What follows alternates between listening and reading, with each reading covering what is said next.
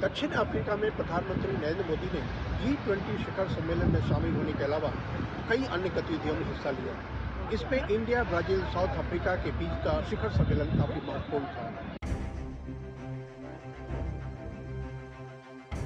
प्रधानमंत्री नरेंद्र मोदी ने रविवार को जोहान्सबर्ग G20 शिखर सम्मेलन के तीसरे सत्र को संबोधित किया। पीएम ने कहा कि जैसे जैसे टेक्नोलॉजी आगे बढ़ रही है, अवसर और संसाधन दोनों कुछ ही हाथों में केंद्रित हो रहे हैं।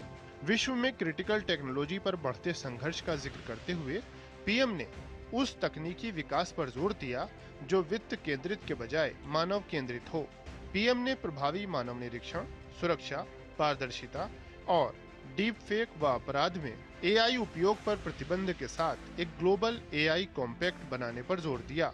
पीएम ने कहा कि तेज नवाचार के लिए टैलेंट मोबिलिटी को अनलॉक करना आवश्यक है और G20 को इसका वैश्विक ढांचा तैयार करना चाहिए। एक संवेदनशील और दूरगामी दृष्टिकोण की जरूरत बताते हुए पीएम ने कहा कि देशों को केवल मार्केट्स के तौर पर नहीं देखा जा सकता। पीएम ने G20 शिखर सम्मेलन से इतर भारत, ब्राजील, दक्षिण अफ्रीका, इफ्सा शिखर सम्मेलन में भी हिस्सा लिया। बैठक में ब्राजील के राष्ट्रपति लूला दा सिल्वा और दक्षिण अफ्रीका के राष्ट्रपति सिरिल रामफोसा भी शामिल हुए। बैठक में पीएम ने आतंकवाद की रोकथाम के लिए घनिष्ठ समन्वय को जरूरी बताया। कहा, आतंकवाद से लड़ते समय दोहरे मापदंडों के लिए कोई जगह नहीं होनी चाहिए। तीनों देशों के बीच डिजिटल सार्वजनिक बुनियादी ढांचे में सहयोग के लिए पीएम ने इप्सा डिजिटल इनोवेशन अलायंस की स्थापना का प्रस्ताव रखा। पीएम ने जलवायु अनुकूल कृषि के लिए इप्सा कोष का भी प्रस्ताव रखा।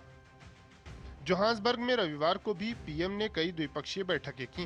दक्षिण अफ्रीका के राष्ट्रपति सिरिल रामफोसा के साथ बैठक में वाणिज्य, संस्कृति, निवेश संबंधों को बढ़ावा देने और प्रौद्योगिकी, कौशल विकास, एआई, महत्वपूर्ण खनिजों आदि में सहयोग में विविधता लाने पर चर्चा हुई।